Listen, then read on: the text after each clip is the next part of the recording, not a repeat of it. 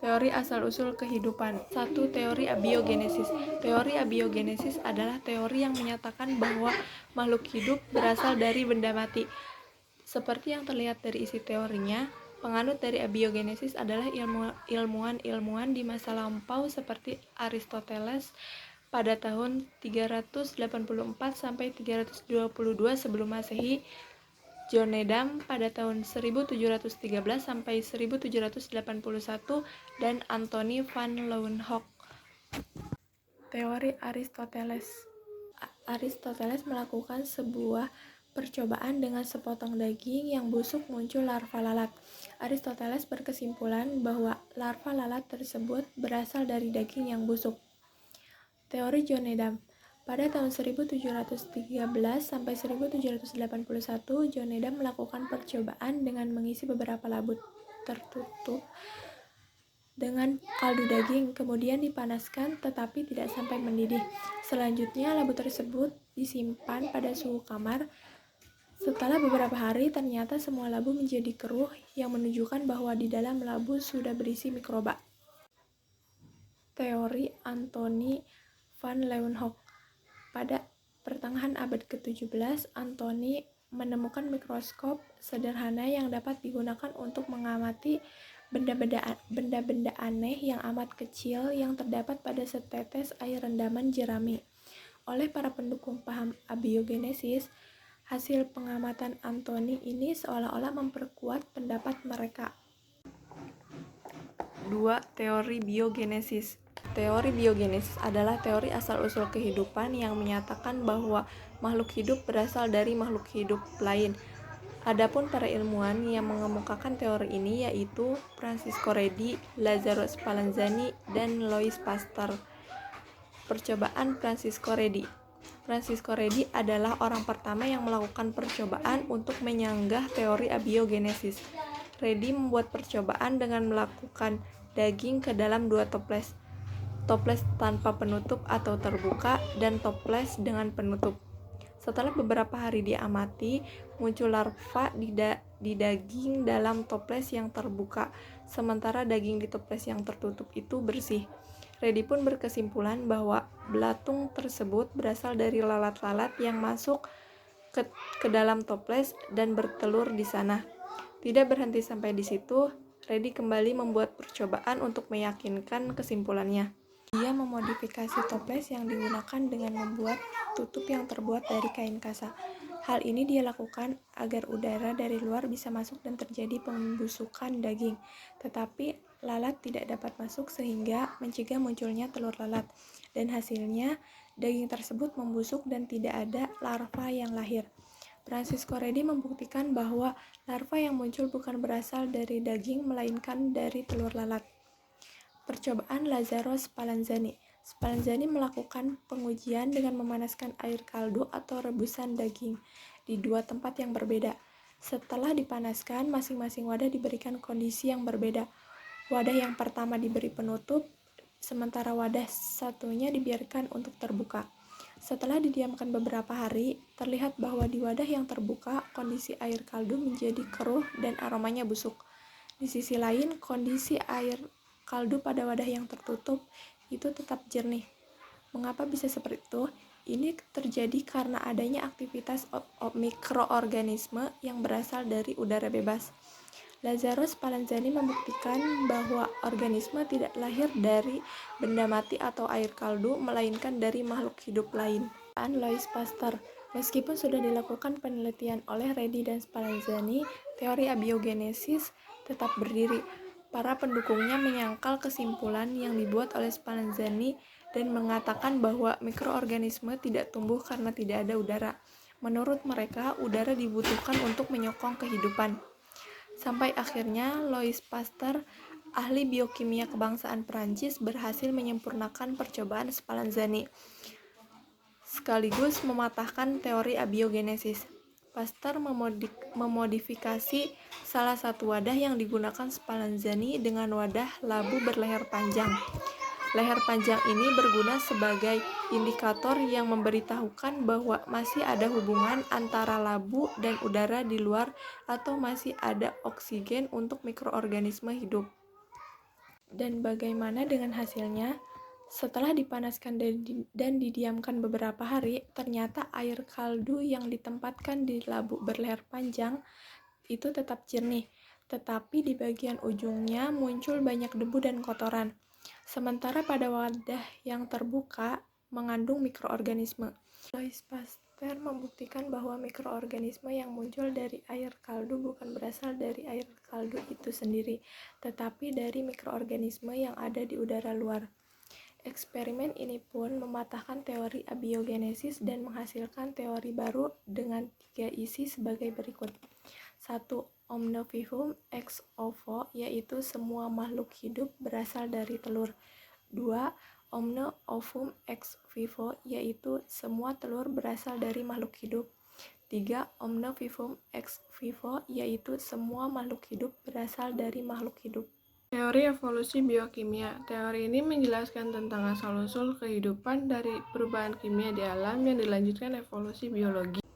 Teori evolusi kimia yang dikemukakan oleh O'Farrell dan Haldane menyatakan bahwa atmosfer bumi Urbakaya CH4, NH3, H2, dan H2O terkena radiasi sinar UV dan berubah menjadi molekul organik sederhana. Teori tersebut kemudian didukung oleh Harold Urey dan Stanley Miller yang mengemukakan bahwa senyawa organik berasal dari senyawa anorganik. Mereka menguji dengan memberi kejutan listrik pada gas metana, amonia, hidrogen, dan uap air. Secara rinci menurut O'Farrell dan Haldane, tahapan evolusi biokimia sampai terbentuknya organisme pertama terjadi melalui 3 tahapan, yaitu 1. Sintesis abiotik atau benda tak hidup dan akumulasi molekul organik kecil dan monomer seperti asam amino dan nukleotida. 2. Penyatu monomer-monomer menjadi polimer, termasuk protein dan asam nukleik. 3. Agregasi molekul yang diproduksi secara abiotik menjadi droplet atau tetesan yang disebut protobion yang memiliki karakteristik yang berbeda dengan lingkungan sekitarnya. Dengan memodifikasi susunan atmosfer pada percobaan Miller dan Urey, dihasilkan 20 jenis asam amino antara lain glisin, analin, valin, prolin, asam aspartat, dan asam glutamat, serta beberapa jenis gula, lipid, basa. Kesimpulannya, ada 3 teori asal-usul kehidupan yang dikenal, yaitu teori abiogenesis yang menyatakan bahwa kehidupan berasal dari benda mati, teori biogenesis yang menyatakan bahwa kehidupan berasal dari kehidupan sebelumnya, dan teori evolusi biokimia yang menyatakan bahwa kehidupan berasal dari perubahan-perubahan secara kimiawi sampai muncul bentuk kehidupan yang pertama. Di sini saya akan menjelaskan tentang materi evolusi, yaitu bagian dari teori-teori evolusi. Apa saja sih teori-teori evolusi itu? Teori-teori menurut para ahli yaitu ada teori evolusi organik, teori Cuvier, teori Charles Lyell, teori Robert Malthus, teori Buffon, teori Wallace, teori Weismann, teori Lamarck, dan yang terakhir ada teori Darwin. Kemudian di sini ada penjelasannya. Yang pertama yaitu teori evolusi organik, yaitu organisme-organisme yang hidup kemudian berasal dari bentuk-bentuk sebenarnya. Kemudian ada teori Cuvier, yaitu spesies-spesies tipe baru berbentuk setelah ada bencana. Cuvier meyakini bahwa ada kehidupan yang telah mengalami kepunahan. Kemudian ada teori Charles Lyell, yaitu adanya evolusi geologi. Dalam teori ini, organisme-organisme yang ada dianggap sebagai turunan hasil modifikasi spesies-spesies lain yang hidup di masa geologi sebelumnya. Kemudian ada teori Thomas Robert Malthus, yaitu tidak ada keseimbangan antara penduduk dan bahan makanan. Selanjutnya ada teori Buffon. Hewan-hewan bersifat plastis. Setiap hewan berada pada jalur tipe hewan tertentu. Jalur tersebut merupakan hasil perbuatan dari nenek moyang yang keadaannya lebih sederhana. Kemudian ada teori Wallace. Pada tahun 1858, Alfred R. Wallace memberi sebuah karangan ilmiah terhadap Darwin karena pemiliknya sama dengan Darwin yang menyatakan bahwa evolusi terjadi melalui seleksi alam. Selanjutnya ada teori Weismann atau 1930 1934 sampai 1912. Evolusi terjadi karena adanya seleksi alam terhadap faktor genetik dan tidak dipengaruhi oleh lingkungan. Yang terakhir, ada teori dari Lamarck, ahli evolusi dan studi pembandingan. Lamarck berpendapat bahwa perubahan yang terjadi pada organ hewan disebabkan karena beradaptasi dengan perubahan alam, seperti jerapah yang sekarang berleher panjang berasal dari jerapah berleher pendek karena beradaptasi dengan makanan berupa daun-daun yang tinggi letaknya. Kemudian ada penjabaran teori Lamarck. Pertama, apabila terjadi perubahan lingkungan, makhluk hidup akan menyesuaikan dari baik fisiologi, baik morfologi. 2. Use and disuse adalah organ yang sering digunakan akan berkembangnya lebih baik daripada organ yang tidak digunakan. Yang ketiga, sifat yang didapat dalam proses use and disuse akan diturunkan pada keturunannya. Next, ada teori Darwin. Pada 24 November 1859, Charles Darwin menerbitkan buku On the Origin of Species by Means of Natural Selection. Dalam buku tersebut, Darwin menyatakan bahwa semua makhluk hidup yang ada di bumi berasal dari nenek moyang yang sama dan mengalami modifikasi. Darwin mengeluarkan teori evolusi yang pada intinya dibagi beberapa hal pokok. Pertama, variasi pada tumbuhan dan hewan merupakan suatu variasi karakteristik yang muncul pada penampakan fenotip organisme tersebut. Kedua, rasio pertambahan terjadi secara geometrik, yakni jumlah spesies relatif tetap. Ketiga, struggle for existence atau usaha yang keras untuk bertahan merupakan suatu usaha individu organisme untuk bertahan hidup. Keempat, terjadi seleksi alam, yakni pengeliminasian variasi yang tidak sesuai dengan lingkungan. Kelima, menghasilkan the survival of the fittest atau bertahan hidup bagi yang paling bugar, yakni kelestarian yang dapat dari organisme yang memiliki kualitas paling sesuai dengan lingkungan. Kemudian, kesimpulan dari materi di atas adalah dari beberapa tokoh evolusi tersebut, ternyata sebagian besar para ahli mendukung teori Darwin bahwa evolusi terjadi melalui seleksi alam. Sedangkan Lamarck teorinya berlawanan dengan teori yang lainnya, karena Lamarck berpendapat bahwa evolusi terjadi karena berpengaruh lingkungan atau adaptasi. Di sini saya menjelaskan faktor-faktor yang mempengaruhi evolusi. Yang pertama, ada perkawinan tidak acak. Beberapa faktor yang mempengaruhi mikroevolusi yang pada akhirnya membentuknya makroevolusi atau evolusi dalam artian umum. Yang pertama, ada perkawinan tak acak. Pada kenyataannya, tidak ada perkawinan yang benar-benar acak. Perkawinan umumnya dipengaruhi faktor pilihan.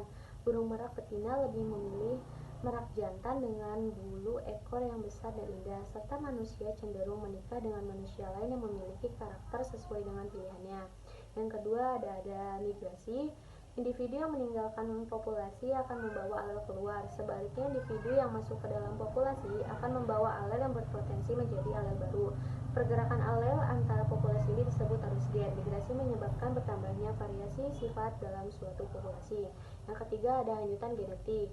Hanyutan genetik adalah perubahan frekuensi alel akibat adanya populasi kecil yang memilih dari populasi besar. Yang keempat, ada seleksi alam. Pengertiannya, makhluk hidup yang tidak mampu beradaptasi dengan lingkungannya akan punah. Makhluk hidup yang mampu beradaptasi dengan lingkungannya dan sesama makhluk hidup akan saling bersaingan untuk mempertahankan hidupnya. Di sini ada macam-macam seleksi alam, yaitu seleksi terarah, seleksi stabilisasi, yang ketiga ada seleksi diskutif.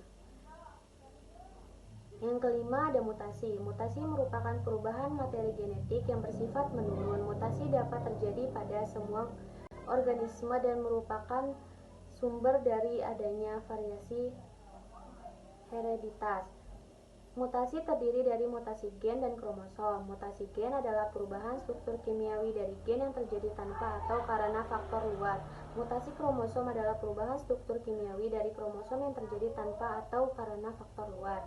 Yang keenam ada rekomendasi. Rekomendasi gen adalah tergabungan beberapa gen induk, jantan, dan betina ketiga perubahan ovum oleh sperma yang menyebabkan adanya susunan pasangan gen yang berbeda dari induknya. Akibatnya adalah lahirnya varian spesies. Akan menjelaskan tentang bukti-bukti evolusi. Yang pertama adalah fosil. Fosil merupakan sisa tumbuhan dan hewan yang membatu. Fosil jarang sekali ditemukan utuh karena beberapa organ tubuh lunak sehingga membuatnya cepat hancur akibat pengaruh dari air dan bakteri pembusuk. Faktor yang kedua adalah homologi dan analogi. Homologi merupakan organ tubuh dengan bentuk yang sama namun memiliki fungsi yang berbeda. Contohnya adalah tungkai depan manusia digunakan untuk berjalan, sedangkan tungkai depan kelelawar digunakan untuk terbang. Analogi merupakan organ tubuh dengan bentuk yang berbeda namun memiliki fungsi yang sama.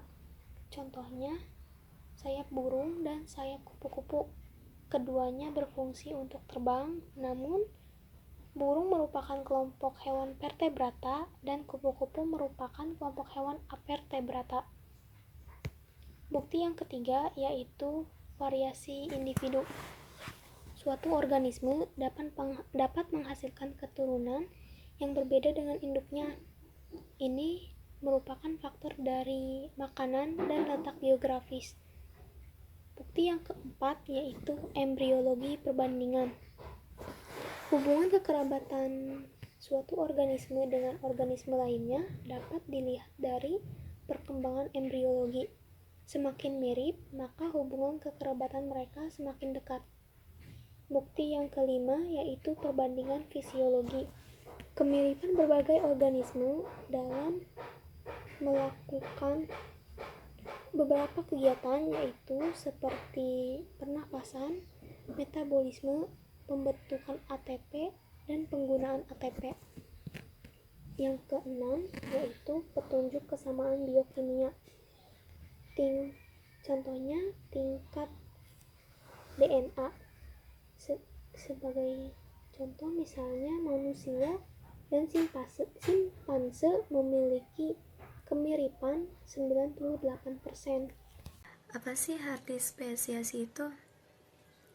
Spesiasi merupakan pembentukan spesies baru yang terdiri dari 6 faktor. Yang pertama adalah mutasi, dan bagian yang kedua adalah seleksi atau alam.